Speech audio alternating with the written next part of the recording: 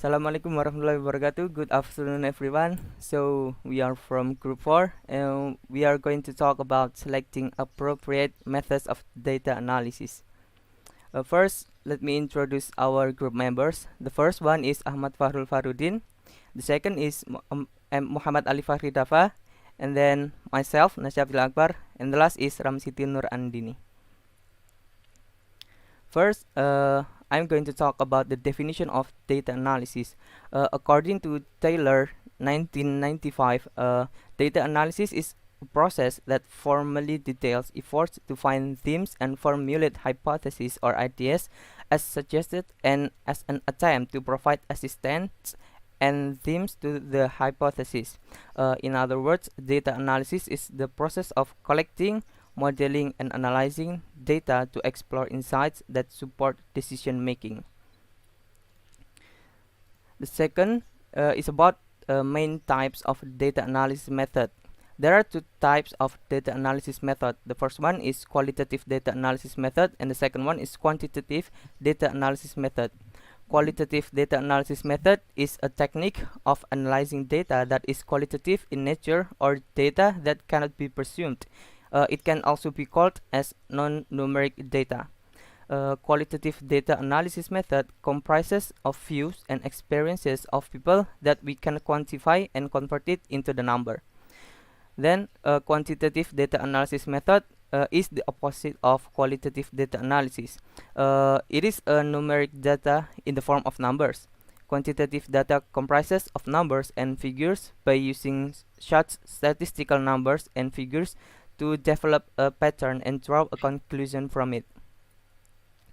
The next is about kinds of data analysis methods in qualitative data analysis. There are four kinds data analysis methods. The first one is content analysis.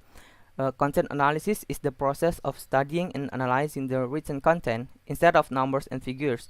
Since the qualitative content doesn't have any quantitative numbers, therefore the statistical tools would be useless.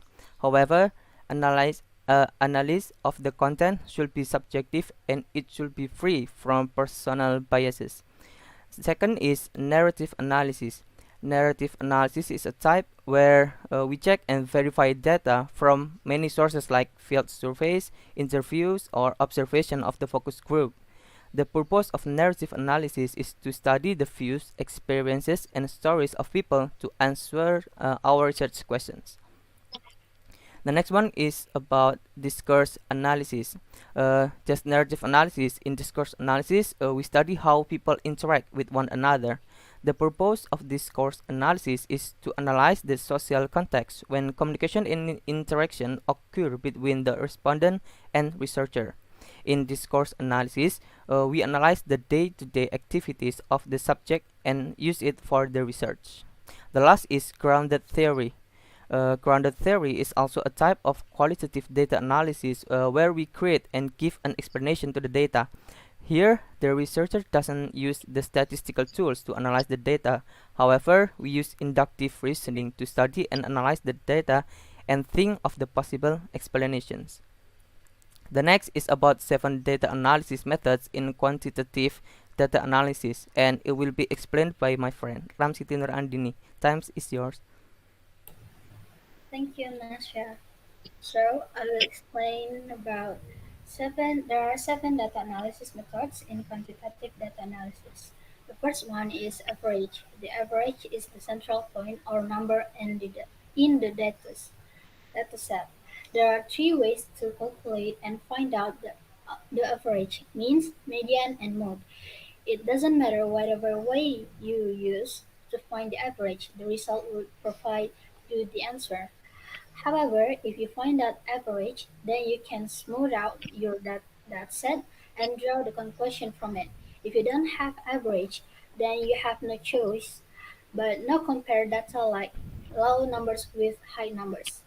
Mean value or average means that you add all the numbers and divide the result with the total numbers within the dataset. Median, the central or the midpoint in the dataset, and mode is the number that is most frequently repeated in the dataset. Second one is percentage. Percentage is a ratio or a number that gives you a fraction of 100. For percentage, you use percent or PCT. For instance, you can say 45% or 45 is equivalent and it's the fractions. The next one is frequency. Frequency is similar to mode. It means how many times a number repeated in the dataset. In fact, frequency is a standard to calculate the average or the mode in the dataset. Even if you don't have to find out the frequency in the mode in the dataset, it is better to know the most frequently occurred number in the set, but because it would tell you the repetitiveness in the event. The next one is range. The range is also the type of quantitative data analysis where you find the gap or the difference between the lowest and the highest number. Range tell you how much or the amount of data is within the set. The next one is regression. Regression is also a type of quantitative analysis where you study the relationship between two or more dependent and independent variables. This analysis helps you to find out the most prominent factor and how it affects others. And the next one is correlations. Correlations is a quantitative tool that tells you uh, how strong a relationship is between two quantitative numerical variables. If the relationship between two variables is strong, then it means that the correlation would be stronger, otherwise it won't be. The last one is variance analysis. Variance analysis is a type where you analyze the difference between actual and planned numbers. When you add up all the variances, then the final summary would provide you the performance of the company in a certain time period. Business and companies check the favorability and constructing distance and actual cost. So the next material will be explained by my friend Fahrul. Time is yours. Okay, thank you, Ram. I'll present about four factors to keep in mind before selecting appropriate method of data analysis. The first one is nature, object, and scope of inquiry. The, the choice of selecting a method of data analysis is affected by the nature, object, and scope of that inquiry. The method of data analysis should be such that suits the type of inquiry that is being conducted by the researchers. Next, the second one is availability of funds. The method of data analysis to be used is also affected by the availability of funds at the disposal of the researcher. If the researcher has limited funds, he will have to select a comparatively cheaper method. Thus, finance is a big constraint in practice, and the researcher has to act accordingly. Next, the third one is time element. Time element plays a very important role in deciding a particular method of data analysis. Some methods are relatively more time consuming, whereas with other data can be analyzed in a short period. The researcher has to decide the method of data analysis keeping in mind the time at his disposal. Next, the last one is accuracy required.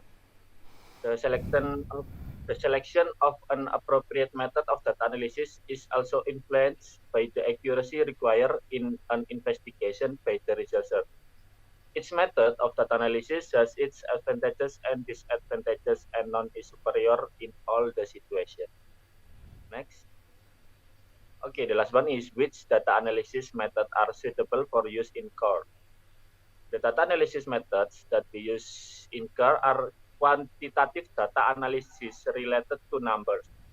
This is because core is always related to the assessment process carried out in class, so that the data obtained is mostly in the form of numbers.